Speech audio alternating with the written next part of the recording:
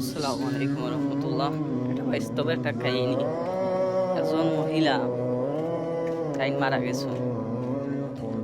মারা যাওয়ার পর সবাই সবাই পরিবার আত্মীয় সবাই আর পর ভাই শিক্ষা শিক্ষা নেওয়া উচিত। ভাই একটা জিনিস শোনা বুঝার পর কথা বলবে। একটা জিনিস হচ্ছে, মহিলাটির হাতে ছিল নখ বালিশ। নখ বালিশ তোলা যাচ্ছে না, কারণ মাটি দেওয়ার সময় তো নখ বালিশ তোলা লাগবে বাধ্যতামূলক।